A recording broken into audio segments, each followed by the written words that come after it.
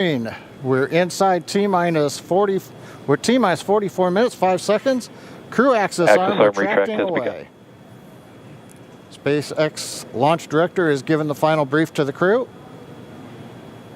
And we will be beginning propellant loading at T-minus 35 minutes. So right now on Falcon 9, ready to get into propellant loading. Dragon, crew, getting configured, set up. The arm is pulling away. The range is go for launch. They continue to monitor the air and the sea space. Everything looks good. And we finally have gotten green across the board on the weather conditions, but we can't take a deep breath quite yet. We're going to have to watch the weather all the way down to T0, both here at Kennedy Space Center and out in the Atlantic in the abort zones. Now earlier we saw many of you following the launch from the United States on our hotspot map. Now that we're inside an hour, we're seeing large numbers of folks logging on, tuning in from coast to coast and around the world. So we'd like to know, is this your first time watching a launch live, not counting Wednesday? And if not, how many have you seen before? Tell us using the hashtag LaunchAmerica from your favorite social media platform. And with that, at T-minus 42 minutes, 50 seconds, conditions are go, and we are counting down for an on-time launch. Let's send it back over to Kennedy Space Center as the action begins to pick up on the pad. Dragon, SpaceX, you are go for Section 7, close visors, and arm launch escape system. We will put Section 7 in work, visors come and close.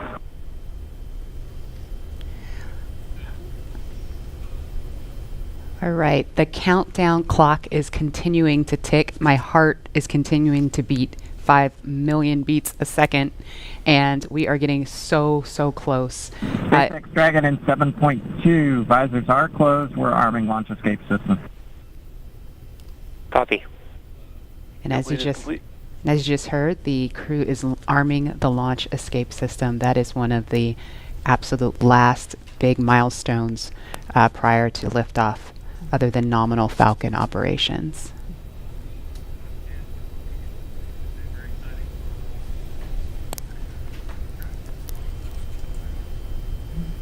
So just a minute ago, we saw the crew access arm retract, and obviously we just heard on the comms Bob and Doug getting ready to arm the launch escape system, and so that is something that protects them all the way to orbit. So when fueling starts at about T-minus 35 minutes, so just over 6 minutes from now, they will have the capability to abort, to separate from Falcon 9 either on the pad or even after liftoff.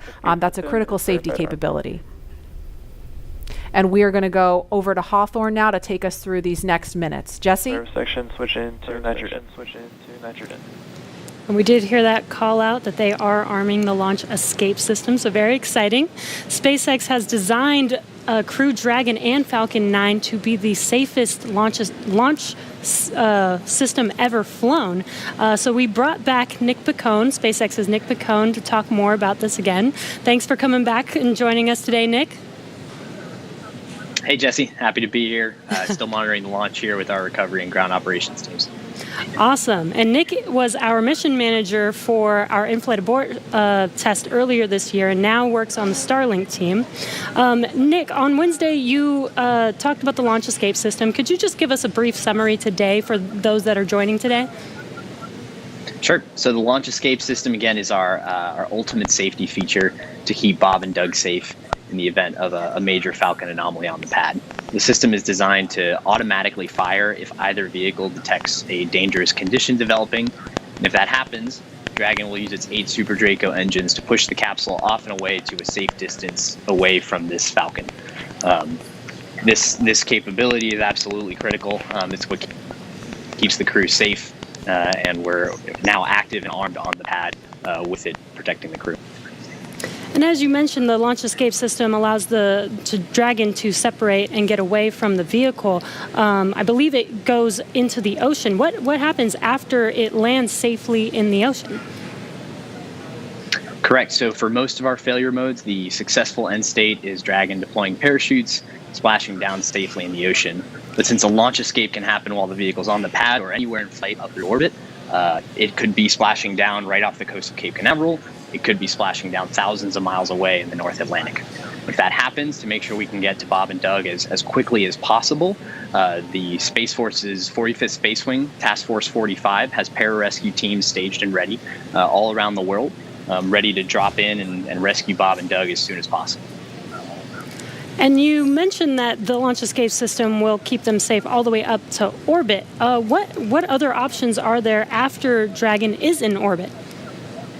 Sure. So if for any reason we're unable to dock to the International Space Station, we have several pre-planned return trajectories, which will bring the capsule down to a splashdown point close to shore, where NASA and SpaceX recovery forces will be waiting to recover them. It'll look like an otherwise totally normal recovery operation, except for the early end of mission. This operation is something we're doing with one of two identical crew recovery ships. We do that because the landing sites, we want to maintain as much flexibility as possible. There could be changing weather conditions that bring down one site and leave the other one up. So we have those two identical ships, one in the Atlantic, one in the Gulf of Mexico. And our space operations team can redirect the spacecraft to go to whichever site is the safest option for the crew at that time. And with the vehicle, in almost any scenario, it sounds like the vehicle will land into the ocean. And it may look like a gentle landing into the ocean, but it's a pretty dynamic event happening. And you mentioned there are teams that are ready to go and rescue the vehicle and the astronauts on board. How do you prepare for something like that, especially with so many different scenarios that could happen? Sure. So we're lucky to have had about a decade of recovery experience with Cargo Dragon 1 in our previous trips to the International Space Station. That, along with our booster recovery missions, we've got a great team of recovery operators here who have a lot of offshore experience with our spacecraft. The system, though, that we took that experience, we built up a new crew recovery ship, two identical crew recovery ships, I should say, which have a lot of those lessons learned baked into the design of that ship and the operations. These new ships have complete medical facilities, an operational helipad, and redundant communications, power, and propulsion to make sure they're robust and ready for anything we encounter offshore. We've also done tons of training exercises with SpaceX team, the NASA team, and the rescue forces I mentioned earlier, practicing capsule recovery, emergency scenarios where we have to get the crew out of the capsule while they're still in the water, as well as those helicopter evacuations, taking off and landing from the pad many times so that we make sure the team is ready to do that. They're all staged and ready. They feel ready to support, and will be ready to call on us if anything goes wrong today. Awesome. It sounds like Bob and Doug are in some really good hands and will be safe no matter what occurs on the vehicle. So thank you, Nick, for joining us again, for walking us through all of those details. I hope you're just as excited as we are for our launch coming up here very, very shortly now. So we're going to send it over to KSC to Lauren. Thank you, Jesse. So as you just heard, fueling is about to begin at T-minus 35 minutes. We are about 50 seconds away from that. And so we're getting really, really close to the first launch of astronauts into orbit from American soil since 2011. The launch escape system is armed, which, as you know, happens before fueling. And Dragon propellant load, that's the propellants that are inside of the Dragon capsule, not the rocket. Prop load for Dragon took place weeks ago and just a few miles down the road in what we call Dragonland. And those propellants, they are MMH, or monomethyl hydrazine, which is the fuel that we use. It's hypergolic fuel. And NTO, or nitrogen tetroxide, that's the oxidizer. Those two come together and they ignite in space to propel the vehicle. You don't need that TTEB or a third thing to ignite because hypergolic propellants don't require it. You just need the fuel and the oxidizer. And as you just heard, propellant load has started on Falcon 9, and that's awesome. All right, so that bipropellant system feeds all of the engines on Dragon. So Dragon has 12 service section engines in each. So there's 3 in each quad. 3, 3, 3, and 3. Those are used for on-orbit maneuvering for Dragon. There's also 4 additional Dracos that are underneath the nose cone for large Delta V maneuvers that the vehicle will perform. But the engines that Nick Picone was talking about earlier are Super Draco engines. We have 2 in each quad of the vehicle, so 8 total. And those are bigger engines with a high flow propellant system, and those are what lift Dragon off of Falcon 9 in the unlikely event of emergency that requires us to get off of Dragon, off of Falcon. Now, you probably remember, let's see, a Mercury, Apollo, Soyuz, they have that big pointy tower on top. That's the launch escape system for those vehicles. It is actually just another rocket on top of the spaceship that lifts the vehicle off. In the case of Dragon, our escape system is integrated into the vehicle completely. And so that's just better from one less thing you have to jettison every single flight. But it also allows us to have escape capability from the pad before T0 all the way through to orbit. And so even if the very last minute, if we needed to get off of stage 2 while we're in space, we could actually escape to orbit. Right. So yeah, that's the escape system for little baby Dragon here. Thanks, Lauren, and thanks for walking us through that, because I think it's really important that people understand that critical safety capability, and that's the whole point when we hear that launch escape system is armed. What that means is that in an instant, they can separate from Falcon 9, shoot up into the air, and they can splash down safely in the Atlantic Ocean under Dragon's parachutes. And it was designed to do that. So now that fueling is underway, it's been going on for about 2 minutes now. So they have that safety capability ready to go on standby in an instant if they need it. And so we want to go over to Hawthorne now for an operational update from John Innsbrucker. John? Send fuel and stage 2 fuel, all flow rates tracking nominally.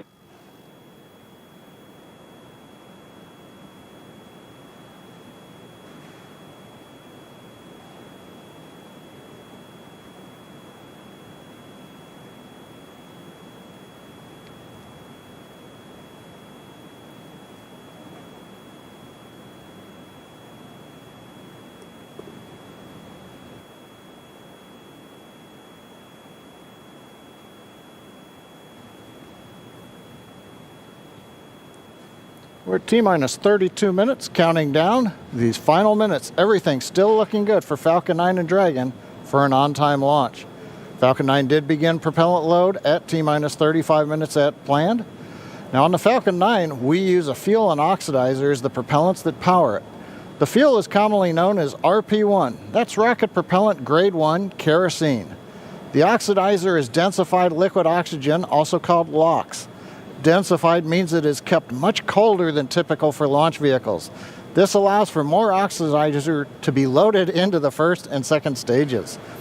Now with the fuel and oxidizer on hand, we need an ignition source to complete that fire triangle, as we call it. For this, Falcon 9 uses a fluid called T-Tub. It ignites in the presence of oxygen and gives off a green-colored flame. Now it's hard to see on the first stage ignition due to the water that'll be spraying on the pad, but you might just see the green flare as the second stage engine ignites following stage separation over 2.5 minutes into flight. Now currently first stage fuel tank is about 10% full. The first stage, as a reminder, as you look on the left side of your screens, the first stage is the long white cylinder at the bottom, topped off by the black cylinder. So over 2/3 of the rocket is that first stage. So the fuel tank is getting loaded. We're also loading the liquid oxygen into the first stage also. The second stage, which is the top 1/3 between the Dragon and the black cylinder, that's the white second stage, that is being loaded with fuel right now. That's about 8% loaded at this moment. Liquid oxygen loading is going to begin on second stage at T-minus 16 minutes 30 seconds. Liquid oxygen loading will continue on both stages all the way down to the last few minutes of the count. We're also loading helium into pressure vessels on the stages. That's used to pressurize tanks in flight as the propellant is pulled out by the strong Merlin turbopumps. On board the Dragon spacecraft, astronauts are monitoring systems while the propellant is loaded into Falcon 9. While we mentioned we had trained them with sounds that we had recorded on board. They've been through most of a propellant load, and they are now experiencing those sounds and vibrations. Stage 1, the cryo helium load continues started. to report no problems. They are go to support launch. Weather, the last of the red conditions cleared up about 15 minutes ago. Everything is marginal but acceptable on the weather. We'll continue to watch all the way through the countdown. Now, as a reminder, today we are now into an instantaneous launch window now that we've begun propellant loading. So at this point, if we hear a hold for any reason, we'll have to stand down and target our backup launch opportunity tomorrow, May 31st. Thanks, John. For Demo 2, Bob and Doug's flight to station will take about 19 hours, and their journey is fairly similar to the trip our Cargo Dragon makes back and forth to the International Space Station, but with two noticeable differences, and that's docking and splashdown. And as we await T-0 in just under 29 minutes from now, the ground operations teams are doing a series of system checks to make sure Dragon and Falcon 9 are both ready for liftoff. And we're continuing to get live views inside the capsule with Bob and Doug, and you're now also looking in firing room 4 down there at the Cape. Once we hit T0 and a successful launch occurs, we will watch Falcon 9 and Dragon make their ascent until the Falcon 9 first and second stage separates and sends Dragon on its way to the space station.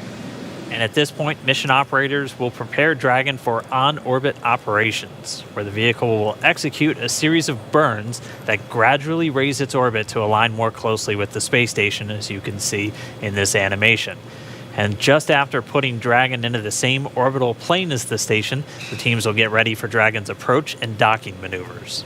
The next Dragon will make its approach and actually dock with the space station. And this is a very different process from what we've seen with Dragon cargo deliveries in the past, which use a process called berthing. Berthing requires a spacecraft to approach the station and then stop so a crew member can maneuver the station's robotic arm to capture the spacecraft. Docking on this version of Dragon can be done autonomously with no crew on board the station. It's typically a faster process, both when arriving and leaving, but it does still require pinpoint accuracy to approach safely. Once captured, a spacecraft then gets attached to a common berthing mechanism, the same type of port that we use to connect each of the modules on the station together. It's a little bit slower of a process, but the hatches are significantly larger than the docking ports, which makes them perfect for bringing up those really big cargo items. Dragon will spend up to 120 days docked before preparing to return home. Following successful completion of Dragon's test objectives and cargo loading operations, the crew will close the cabin, perform final system checks, and configure the vehicle for undocking. Once the automated undocking sequence is complete, Dragon will complete 2 departure burns using its Draco engines, pushing it away from the space station. And then next up on the trip, deorbit entry and landing, or splashdown, which is going to cover all the operations following that final departure maneuver. It's going to include events like the trunk separation, closing of the nose cone, a deorbit burn, and then eventually as they get into the atmosphere, the deployment of the drogue and the main parachutes, and all of that ends with splashdown right off the Florida coast. At that point, teams from SpaceX will move in with their recovery ship, grab the capsule out of the water, and work to get Bob and Doug out of Dragon after a successful mission in space. So we are 26 minutes away from launch. Fueling of Falcon 9 is continuing. Let's check in one more time down with the team at Kennedy. Murray? All right, thanks, Dan. We are so pumped right now because things have cleared up and it looks like we might actually do this today. If you're just joining us, we are now 25 minutes, 46 seconds and counting from the first launch of astronauts to the International Space Station from U.S. soil in 9 years. This will mark the beginning of a new era where more people will be able to fly to space than ever before. And we want to share with you the results of a poll we asked a little earlier. If you could go to the moon, now it's not where the astronauts are going today, they're going to the space station, but if you could go to the moon, would you rather visit the South Pole where no one has been before or the Apollo 11 landing site? And it was a pretty even split. We had 46% of you say you would go to the moon's south pole, and 54% of you would go to the Apollo 11 landing site. I kind of side with the Apollo 11 landing site because I'm a history buff and I want to see where Neil Armstrong and Buzz Aldrin set foot. So I don't know. What do you guys think? Lauren, which place would you go? I'm with you on that one. And I would love to go see that flag there and those footsteps, those footprints there. Still be there, right? There's no wind up there. Still be there. Leland, how about you? I think I'm with both of you because it's just like, the meatball, the classic. Yeah. Going to the classic spot. And that's where all of it started. That's where all that inspiration came, even though I was an antenna engineer not seeing it. But besides that, that's history. And hopefully maybe it wouldn't have to be one or the other. That's true. Exactly. Yeah. I mean, we're going to learn more from going where we've never been before. Exactly. And so we need to go to the South Pole too. And we are thrilled to see all of you following along online. Thank you for answering our poll. And we're going to go over to Tahira, who's been monitoring all the action with less than 25 minutes to go. Tahira, I'm sure things are heating up online. Hey, Marie, I mean, you're completely right. Now that we have that go for launch, people are on the edge of their seat right now waiting on this historic moment to take flight. As you can see, photos are still coming in of just everyone around the country showing their excitement for this launch. And it's really been a touching thing to see how everyone's kept this excitement going from Wednesday's first attempt. So we just took a look at numbers, and we are now over 3 million people tuning in for this historic launch. And so for me personally, I just want to wish Bob and Doug the best of luck. This will be my own first time watching humans lift off to space from the United States, and it's just going to be a super emotional moment. For that, Marie, back to you at Kennedy for these last minutes before launch. All right, thanks, Tahira. And Leland, we got 23 minutes and some change to go. What do you think Bob and Doug are feeling right now? I think, they're very calm, cool, and collected as test pilots, but I think they're thinking about what are the steps that I have to take if a malfunction or something happens. And so the nominal stuff is all kind of automated, but if something happens where they have to intervene with those touchscreens, that's what they're thinking. Mm-hmm. And we're just inside 23 minutes now. So on Wednesday, we were 5 minutes further in the countdown when we heard that call to scrub, and the weather was still very touch and go at this point on Wednesday. But today, it at least for right now, I don't want to jinx it. I'm afraid to even say it out loud, but it looks better today. Yeah, and it feels like, whew, I'm feeling it a lot more than I did on Wednesday. Right. And, speaking of Bob and Doug and them being really calm and cool and collected, haven't had the opportunity to be in meetings with them and to watch them train. I have to say, and to all of my friends who work with them every single day, the feedback is always just what great people they are. Right. Mm-hmm. And just how not just bright and sharp they are, but just good people. Right. And around the office, we often refer to them as the dads. Yeah. The dads? They're the dads. They're dads. They are dads, Okay. and we've met their families. And when you see people on that very personal level, it starts to mean so much. They Right. are a part of our team. They're not a customer. They're our team. They're not a payload. They're our Right. team. They're Yeah. a family. And so we're just so excited to see the dads up there today. Yeah. Go dads. Yeah. All right, we're going to go send it over to Gary for an update from Houston. Gary? Hey Marie, the space station team here is focused. All eyes are on the system checks that are happening across the board, and we're listening in as we close in on launch, and I can tell you that things are looking very good. Chris Cassidy will be watching from the International Space Station, right now flying over the Pacific Ocean. It's heading to cross right over the launch pad. We might even get some good views from the station. Hope to be capturing those. We'll have the launch view and the big screen up front, and everyone's excited to see our two crew members on their way to the International Space Station. But before we get to it, I just want to pass on good luck from the entire flight operations community here in Houston. It's always exciting to be doing something wholly new and history-making with station operations, and we can't wait to see our team members Bob and Doug in low Earth orbit and heading to the International Space Station.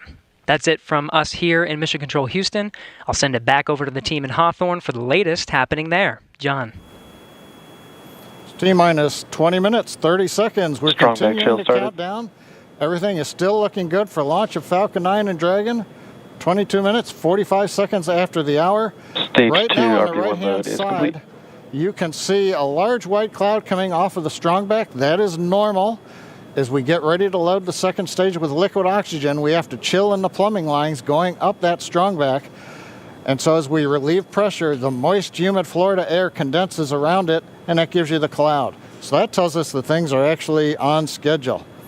We did begin propellant load at T-minus 35 minutes. Fuel loading on the second stage, I believe we just heard the call out that it is complete. First stage fuel load is continuing, and right now that's a little more than, that's about 60% of the way full. So things are looking good. Second stage is getting ready to begin the liquid oxygen loading. After they finish chilling in the lines that you see on the monitor, they'll begin the load at T-minus 16 minutes and 30 seconds. The range right now is go, ready to support. Weather continues to be go. As we inch our way closer, we're keeping our fingers crossed. We're waiting to hear if anybody calls out an issue, but for the moment, as you can see on the screen, it looks good. Now, on the Dragon side, the Dragon mission director and the team there are reporting no issues. They've done their communications checkouts. The crew access arm, as you can see, is retracted away from the spacecraft. The crew is strapped in and they are ready to go. Now, final instructions will be going to the crew at T-minus 10 minutes. The crew displays will be configured for launch, and that setup will give astronauts Bob Behnken and Doug Hurley insight into how the launch is proceeding and provides constant updates on vehicle health. We've already heard the crew give their go, close their visors, and get ready for launch. For Dragon, it'll enter terminal count at T-minus 5 minutes. When it transitions to internal power, we'll hear continued callouts on the countdown net as we get close to zero and to liftoff. But right now, at T-minus 18 minutes, 15 seconds, everything continues to be go for an on-time launch. So Dan, Jesse, things are looking pretty good. How are they doing over at your stand? Things are great from about 15 feet away from you, John, and honestly, things are looking pretty great down at the pad there. We're seeing a lot more blue in the sky. Green is the color we want when we're talking about weather, and that's where we're sitting right now. So we're continuing to count down. We are under 18 minutes away from liftoff. Again, it's an instantaneous liftoff it's going to be 12:22 and 45 seconds here on the West Coast, 3:22 and 45 seconds over on the East Coast there in Florida. Just a reminder, it's going to be about a 9-minute ride up to orbit for the Falcon 9 and Bob and Doug on board Dragon. It'll be a 2-stage flight. So we'll see the first stage fly until we hear MECO, or main engine cutoff, about 2.5 minutes into flight. After that, the second stage will take over and continue to power them the rest of the way. Second engine cutoff comes in just under 9 minutes at about 8 minutes and 44 seconds. Following that second stage completing its job, it'll continue to coast for about 3 minutes. It'll do a slight attitude adjustment and null out any rate, so make sure it's not in any kind of a spin before they do separation. So that's when the Dragon spacecraft will physically separate from the Falcon 9 vehicle and Bob and Doug will be flying free. It's about a 19-hour ride if we launch today on time. So that means Bob and Doug will get on orbit.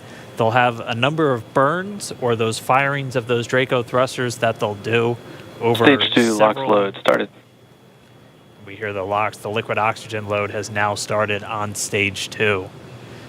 But again, they're going to be doing a series of burns on the way uphill towards the International Space Station 5, spread out over the first 16 hours or so of their flight until they get much closer and it's time for that approach and docking. And we are expecting that with an on-time launch to happen today.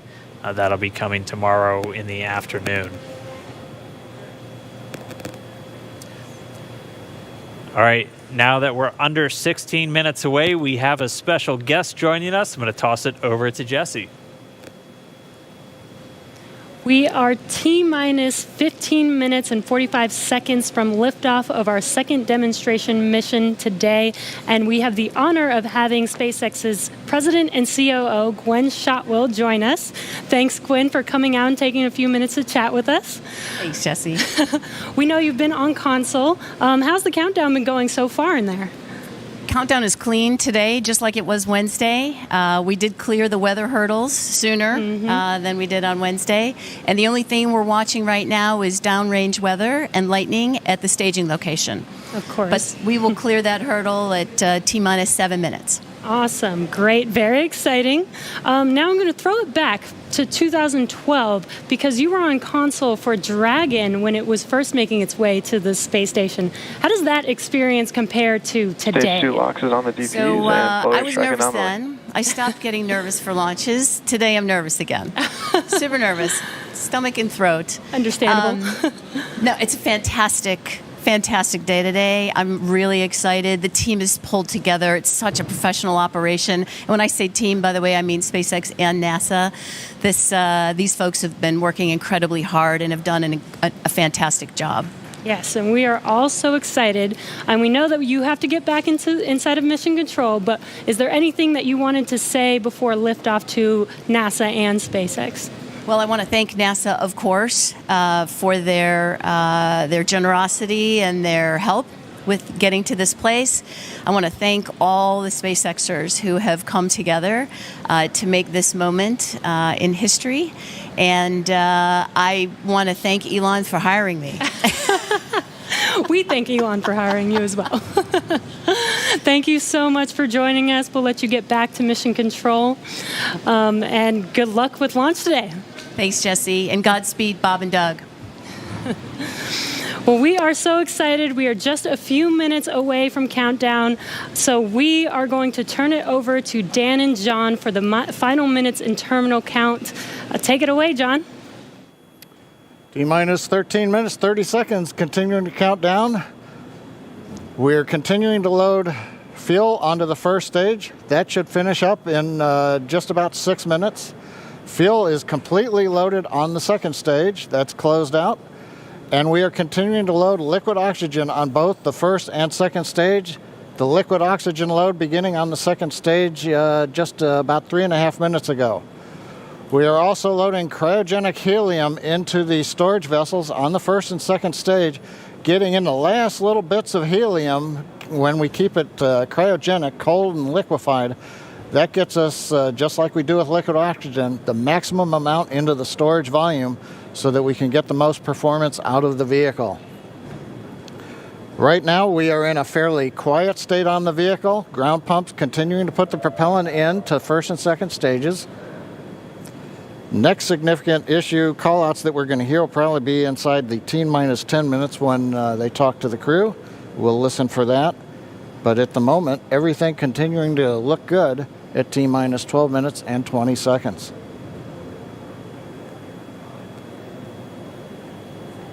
We're getting real close now, John. It's only a little over 12 minutes away. Just a reminder for everybody, it's about a 9-minute ride uphill. We'll have some dueling boxes going on as that first stage is going to be coming home while the second stage is carrying Bob and Doug into orbit. But obviously, we'll be keeping an eye on our astronauts the whole way uphill.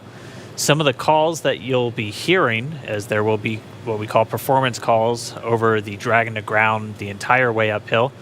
And you'll just hear some of the SpaceX engineers calling out trajectories and booster performance. So we're always looking for that word nominal. I know that's one of John's favorite words. That's one of mine too. We want to hear nominal as much as possible up on the way uphill. You might also hear some number and letter combinations, and those correspond to the different abort zones that Bob and Doug are in during their flight uphill. There's 1A and 1B, which signify that they're on the first stage. Those carry them from there in the Cape all the way up to about the very top of North Carolina. And then we'll have 2A through 2E or 2 Echo. And that will be on the second stage. And that goes from North Carolina all the way up to about the tip of Newfoundland. So in the northern Atlantic. And then there is a zone of the northern Atlantic that we're going to avoid. And so you should hear the call out be something similar to forward to Shannon. And that just refers to Shannon, Ireland, which they'll be going off the coast of Ireland at the later stages of the second stage if they have to abort. So just prepping you now for some of those calls. You're hopefully going to hear that word nominal a whole lot on the way uphill. 10.5 minutes. Things are pretty quiet. As John I said, it'll pick up right at about 10 minutes. We'll wait for the crew just to confirm that their displays are in order. The crew is already strapped in and reported that they are go for launch. And we'll continue to watch the fuel gauges tick up on the Falcon 9 vehicle until fueling cuts off at just about 2 minutes prior to launch. Dragon and SpaceX confirmed displays are configured for launch. Prior to launch. Dragon and SpaceX confirmed displays are configured for launch. SpaceX Dragon displays are configured for launch. SpaceX Copy. Dragon displays Bob, are Doug, configured for on launch. behalf of the entire SpaceX team, it's been Copy. a huge honor to help you get Bob, ready. Doug, on behalf of the entire SpaceX team, it's been a huge honor to help you get ready for today's historic mission. Know that we're with you, Have an amazing flight and enjoy those views of our beautiful planet.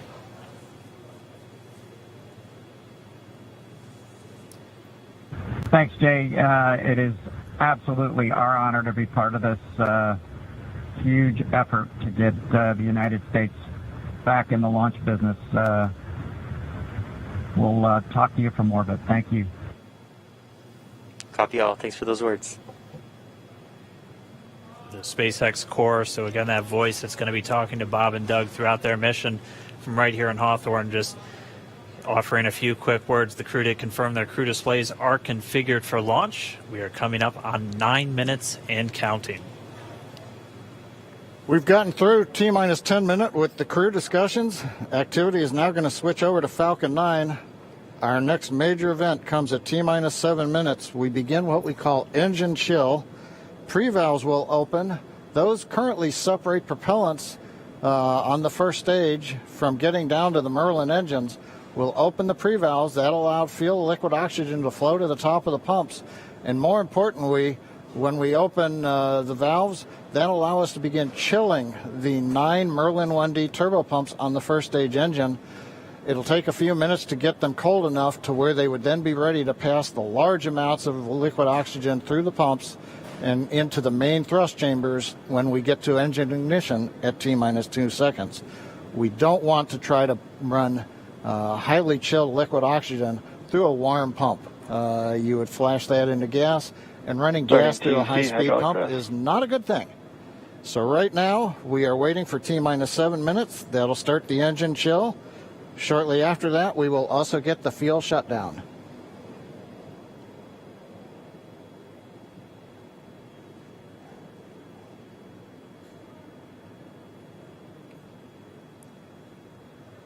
Listening to the SpaceX launch director in the background. We'll also get into the final topping off of stage 1 fuel. Also get and then the fuel load will complete. Final topping off of stage 1 fuel, and then the fuel load will complete.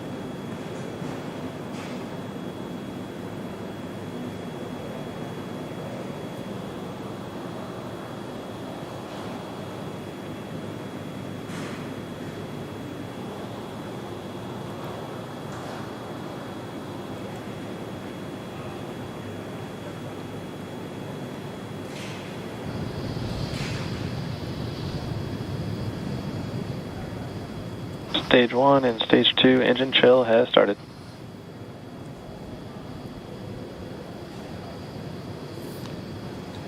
We've heard the call out. Stage 1 engine chill has started. That's gone up to the crew so that they've got situational awareness. As I mentioned, the pre-valves are open. And now we are topping off first stage fuel, getting ready to finish the fuel load. Liquid oxygen load on first and second Engine stage hydraulic side pressure will continue until the last 3 to 2 minutes of the countdown. We should hear that call out, RP1 load complete, coming up in about 6 minutes. Again, RP1 is just that densified kerosene or that rocket fuel that Falcon 9 is going to be used to power Bob and Doug to orbit today.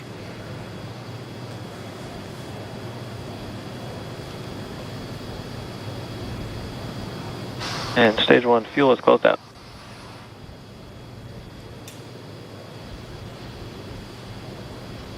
Right on time. That call out indicates that the fuel loading on the first stage is complete. Draining back the lines now, so first stage and second stage fuel are complete. Liquid oxygen loading is continuing on both stages. You can see on the view on the left side of the monitor the condensation, the cold gas wrapped around the stages as the tank skins are chilled by the densified liquid oxygen, picking up the humidity Falcon from the Florida air.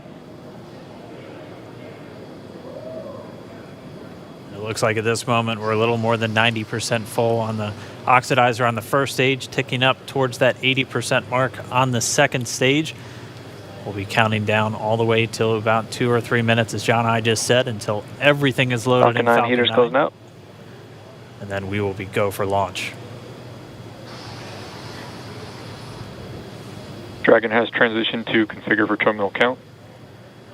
Vehicle tanks pressing for strong back retract.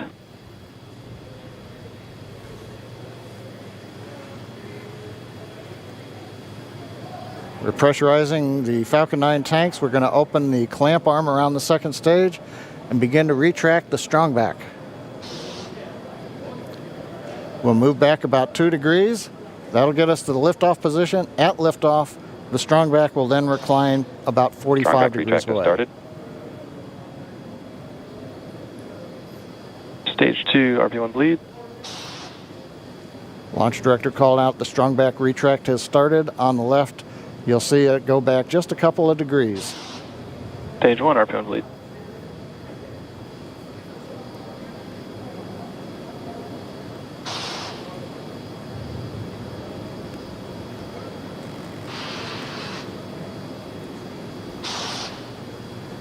We are just 4 minutes away from liftoff.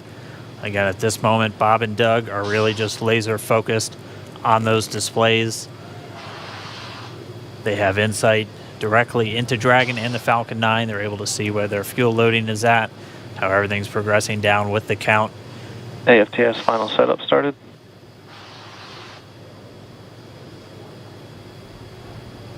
Three and a half minutes from launch. And the strongback is now reclining away from the Falcon 9.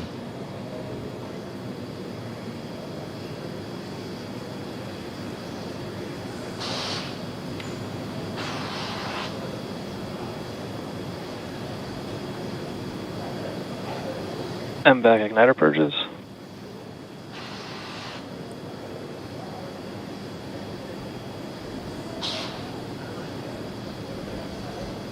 Pogo bleed.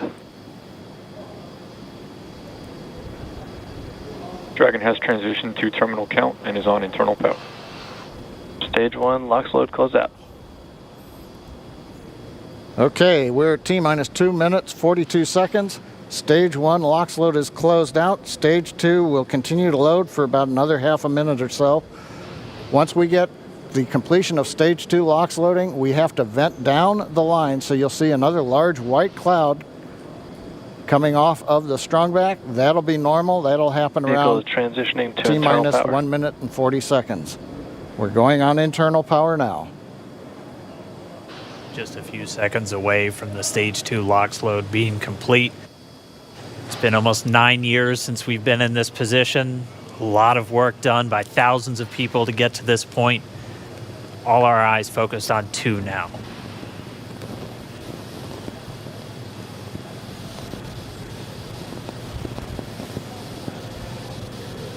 Stage 2 LOX load is closed out. Propellant fills are complete. Dragon is in auto idle. Stage 2 LOX load complete. All fuel, all oxidizer on Falcon 9. 1 minute, 34 seconds to go till launch. Ground gas closeouts is starting.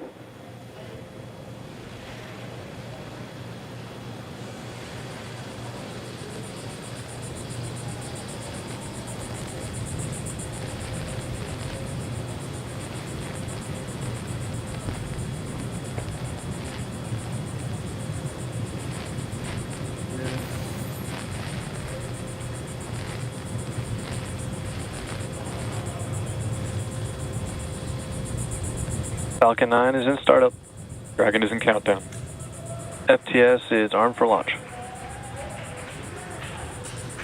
Under a minute now, the FTS, the flight termination system, has been armed.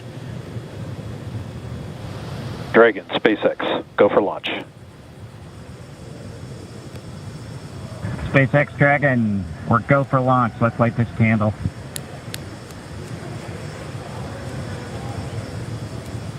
T-minus 30 seconds.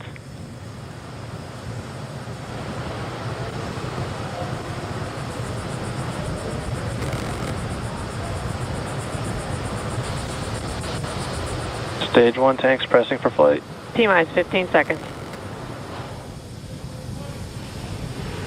10, 9, 8, 7, 6, 5, 4, 3, 2, 1, 0. Ignition. Liftoff of the Falcon 9 and Crew Dragon. Go NASA, go SpaceX. Godspeed, Bob and Doug. America has launched. One Alpha. And so rises a Copy. new One era Alpha. of American spaceflight, Stage one and with propulsion it is the nominal. ambitions of a new generation continuing the dream. 20 seconds into flight, stage 1 propulsion is nominal.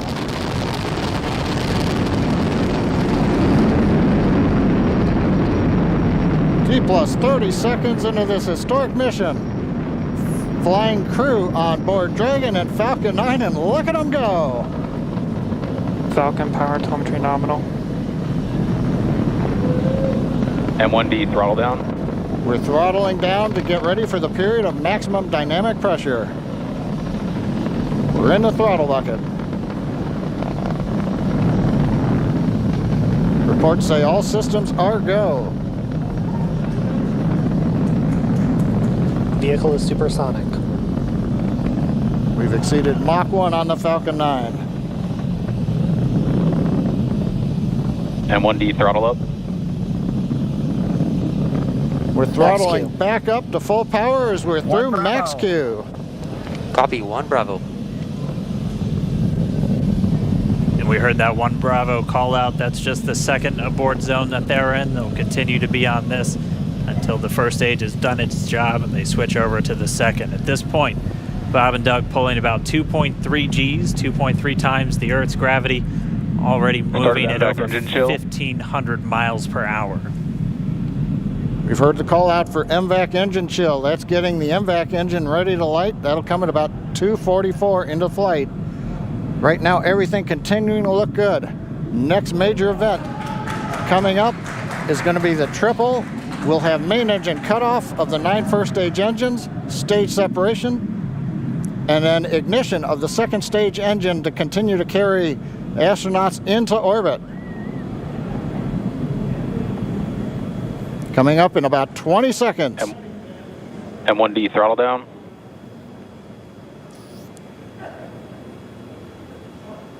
We heard we're throttling down the Merlin engines on the first stage.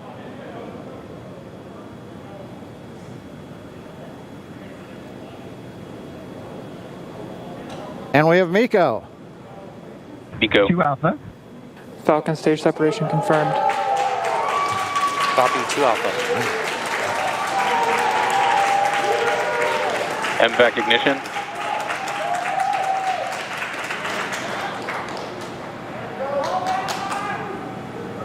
All right, we have stage separation confirmed. The first stage beginning its flight back. The second stage being powered by that single Merlin 1D vacuum engine has ignited and is now carrying Bob and Doug into orbit. So they're going to continue under the power of this second stage. Stage 2 propulsion is nominal.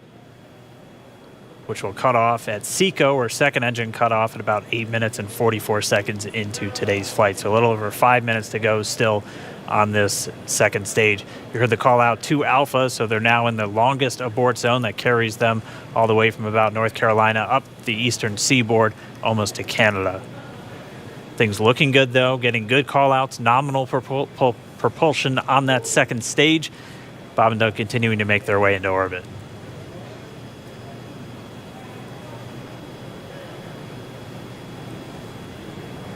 Dragon SpaceX nominal trajectory. Acquisition of signal in Bermuda. SpaceX Dragon nominal trajectory.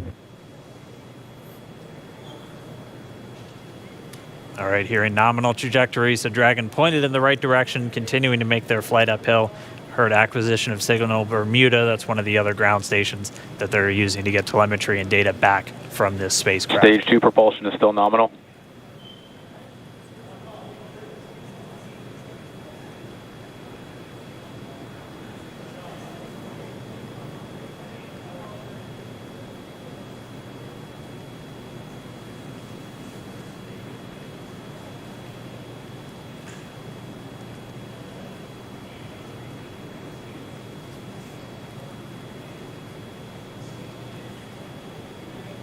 A little over 4 minutes, 40 seconds into the flight.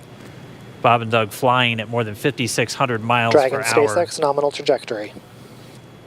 Already almost 200 miles downrange from the Kennedy Space Center. Nominal trajectory continuing.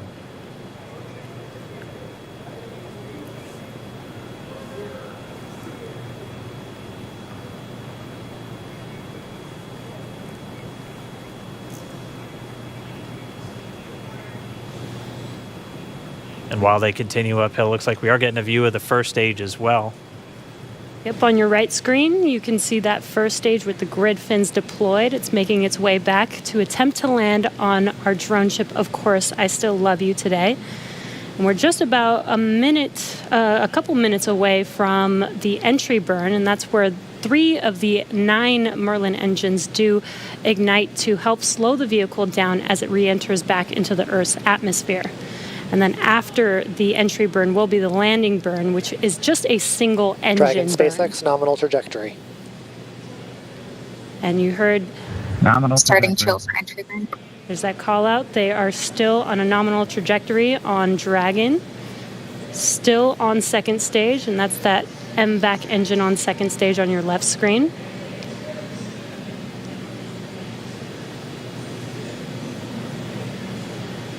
Again, on your right screen is that first stage booster coming back towards our drone ship, Of Course, I Still Love You. We're about a minute away from entry burn.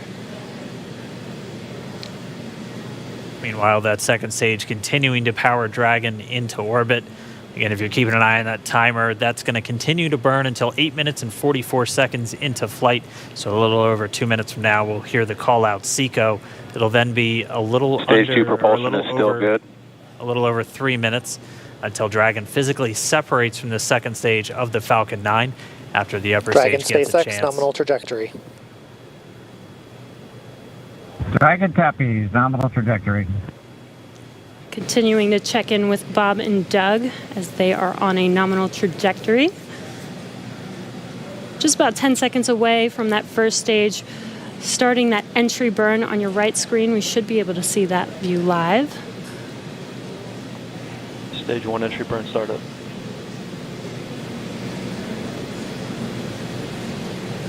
And there is that entry burn Acquisition beginning. signal, New Hampshire. This burn lasts about 36 seconds long. Stage 2 FTS is saved.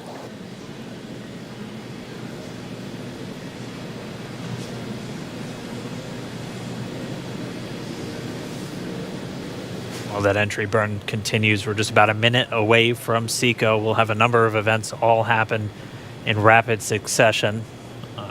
It'll Healthy be the shutdown. second engine cutoff.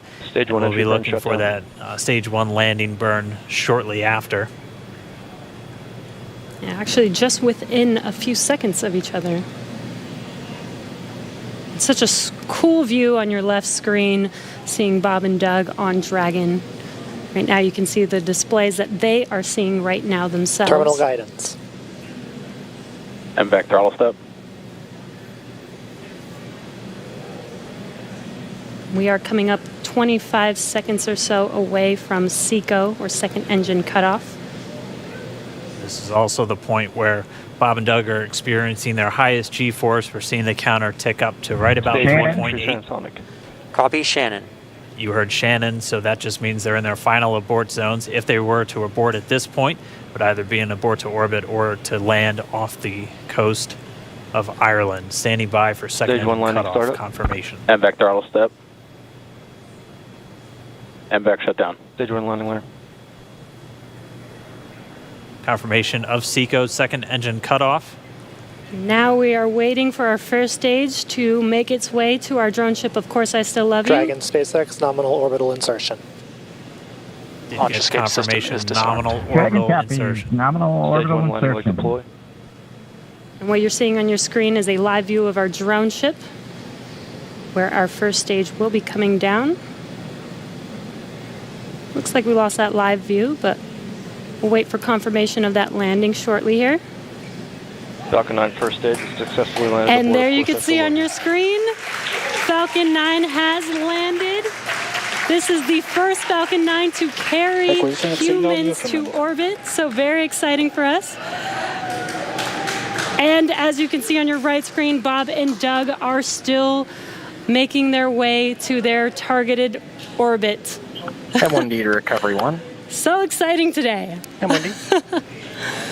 It doesn't stop. It does not stop. All right, we did hear again that call out, good orbital insertion, so that means Falcon 9 and Dragon right now exactly where they're supposed to be. M1D to FRC on recovery 1. And it's right at about 12 minutes This is FRC. when Can Dragon you will switch over to separate. ECF9? Looks like we saw a 0G indicator floating around there. I know Bob and Doug owe us a little bit about what exactly that is that they brought up with them.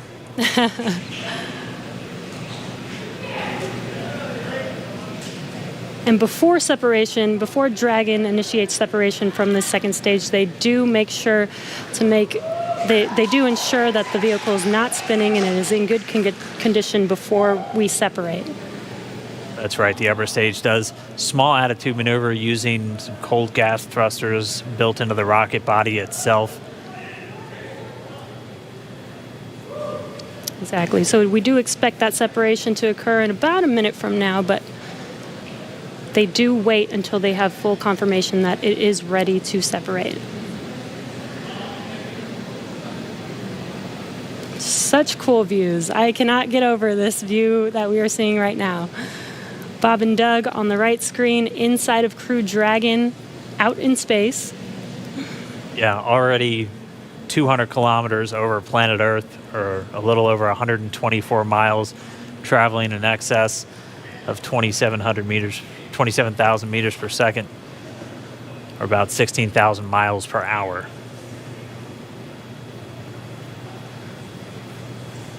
So again, we're just standing by. That separation event should be coming up shortly. Then they'll begin a series of checks on the Draco thrusters that are going to be used to maneuver and then power Dragon on its flight to the International Space Station. Standing by for separation. Expected loss of signal, Wallops. It sounds like we had an expected LOS, loss of signal, with one of the ground stations. Waiting for confirmation now of that. Dragon separation confirmed. Dragon separation confirmed. There is a great view right in front of you Countdown of 1 Dragon is emerging. separating. Separation confirmed. And there's that call out. Dragon is now officially making its way to the International Space Station today. Dragon SpaceX with that separation call. We have a few words for you from our Falcon 19. Standing by. Dragon, Chief Engineer on Dragon to Ground. Bob Doug, on behalf of the entire launch team, thanks for flying with Falcon 9 today. We hope you enjoyed the ride and wish you a great mission. Thanks, Bala. Congratulations to you and the F9 team for the first human ride for Falcon 9. And it was incredible. Appreciate all the hard work, and thanks for the great ride to space. Copy all. Oh, and Mike, proud of you guys and the rest of the team. Thank you so much for what you've done for us today, putting America back into low Earth orbit from the Florida coast. Copy all. Good luck. Godspeed.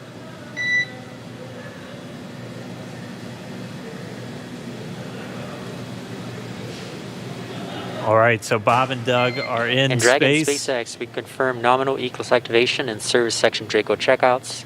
Nosecone deploys in progress. Copy all. We're monitoring. The Corps here in Hawthorne giving the crew a heads up that we have confirmation the nose cone is deploying. So again, that nose cone is going to open up a little bit more than 90 degrees, goes up to about, I think, 105 degrees, and that's going to expose the actual docking ring and the hatch that they're going to be going through once they attach to the International Space Station, and also 4 of those Draco thrusters, we call them the forward bulkhead thrusters, that are going to be used for these major phase burns or firings of those thrusters to actually raise their orbit gradually over the coming hours.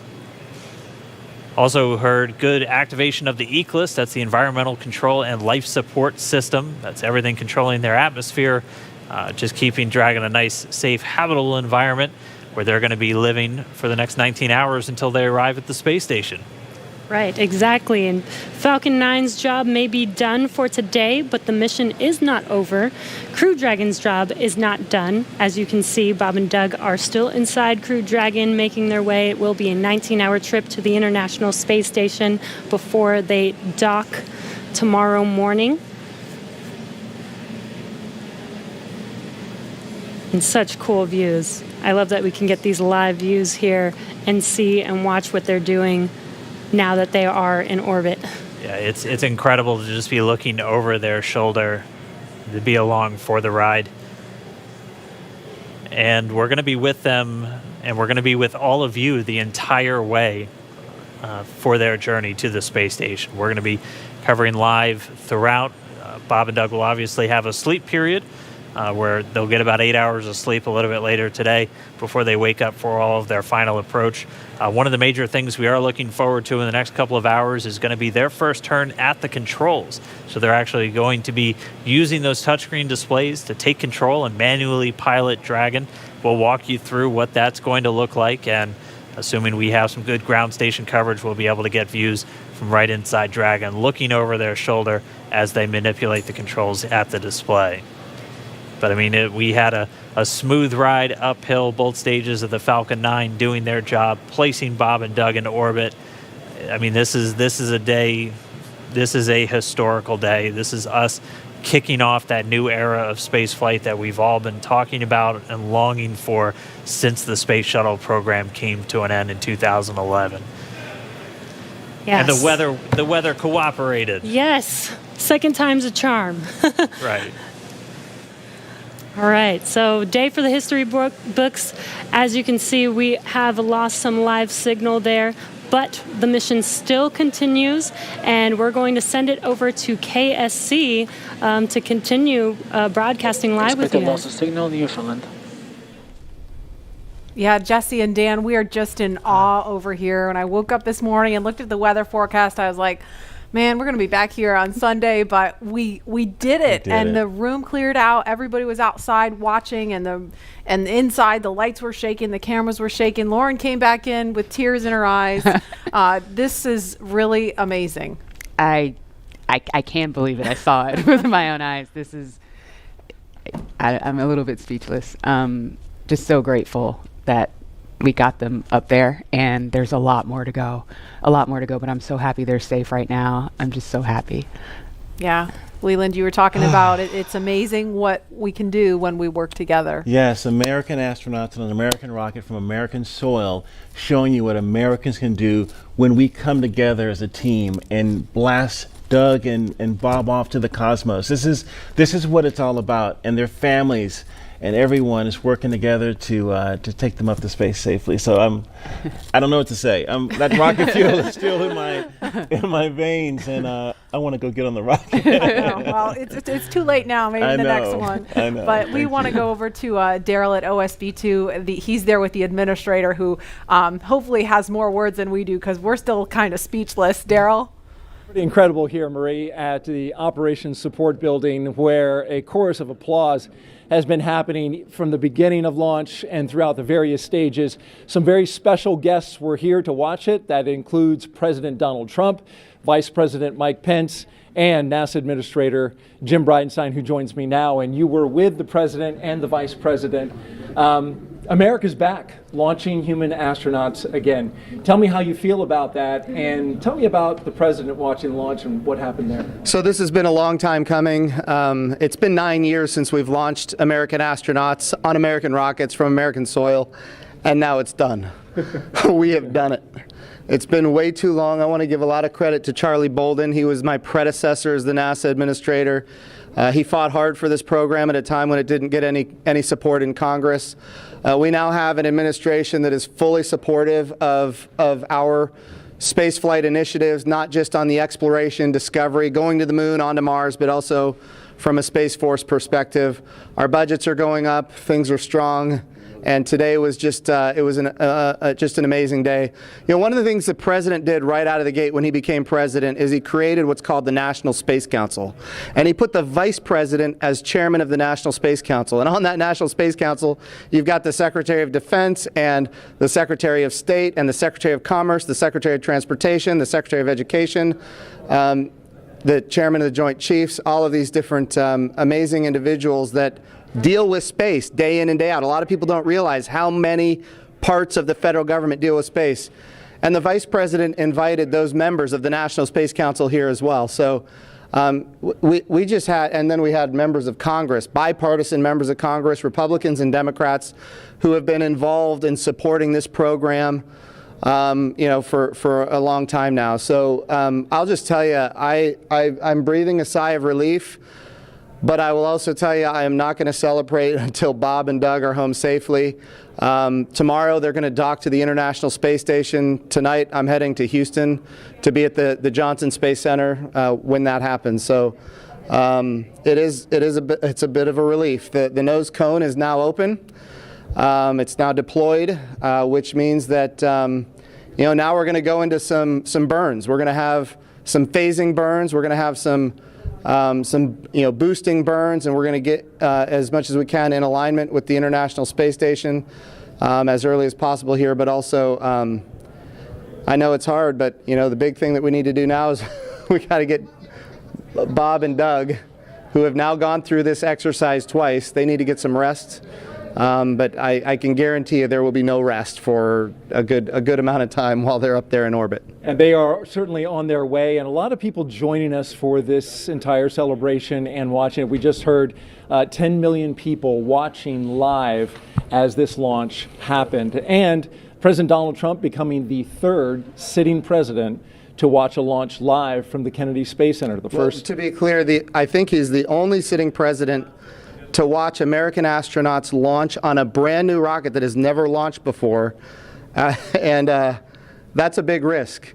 He also said we're going to go to the moon by 2024. That means he's putting himself at risk to say, look, I'm going to be accountable, potentially, I'm going to be accountable to the initiatives that I put forward. And I think we have not had that kind of leadership for space in a very, very long time, and we're so grateful for it. What was it like watching the launch with the president? How did he react? Oh, I'll tell you, it's obviously something that is near and dear to him. He said it a year and a half ago. He put it in the State of the Union speech. He said, we're going to launch American astronauts on American rockets from American soil. And of course, I was like, in my head, I'm thinking we better get after this. Of course, we've worked overtime to make it happen. We might be a little behind schedule, but we got it done, and we got it done safely. We're knocking on wood, but so far so good. It's looking good. You personally, Jim, as that rocket was lifting off and you felt that rumble? Yeah. What'd you feel? What'd you experience? Well, I was praying. I'm not going to lie to you. I was praying. I was praying for Bob and Doug. I was praying for their families. I was praying for their safe return, even though they're just going. But man, I'll tell you, it was, I've heard that rumble before, but it's a whole different feeling when you've got your own team on that rocket, and they are our team. They are America's team. This is Launch America. This is everything that America has to offer in its purest form. And times are tough right now. There is no doubt. We've got the coronavirus pandemic. We have other challenges as a country. But I hope this moment in time is an opportunity for everybody to reflect on humanity and what we can do when we work together, when we strive, and when we achieve. And if this can inspire a young child to become the next Elon Musk or the next Jeff Bezos or the next Sir Richard Branson, then that's what this is all about. Or the next Jim Bridenstine. Yeah. Well, I wouldn't put me in that category, but. Well, we appreciate your leadership for the space agency at this time, and congratulations on an amazing day in the launch. Thank you. It's been a great ride. All right, very good. Marie, we'll send it back to you in the studio. Doug and Bob are on course to arrive at the International Space Station tomorrow, May 31st at 10:27 a.m. Eastern Time. And we'll be staying on the air for continuous live coverage along the entire ride to the station. So though our coverage here is concluding, we will turn it over to the teams in Hawthorne and Houston to take us through the next phases of the Demo 2 mission, all the way through hatch opening and a welcome ceremony on the space station for Bob and Doug tomorrow. That's right. And as you follow along, we invite you to tune into a post-launch news conference that's happening here at 6:30 this evening Eastern Time on NASA TV. We'll have NASA and SpaceX leaders here to take questions live on this unprecedented achievement in human spaceflight. And in addition to NASA TV, you can follow along always on Twitter at @NASA and nasa.gov for mission updates as it progresses. Here now are highlights from the mission so far. May 30th, 2020. Remember this day. You'll have this memory forever. The day America returned astronauts to orbit from U.S. soil.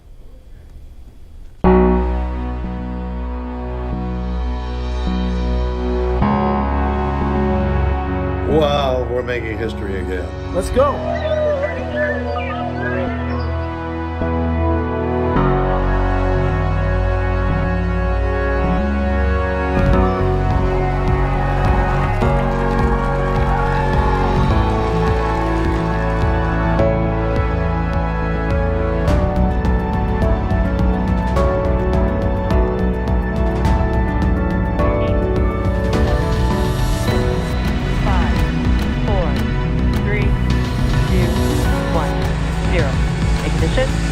Liftoff of the Falcon 9 and Crew Dragon. Go NASA, go SpaceX, Godspeed, Bob and Doug. America has launched.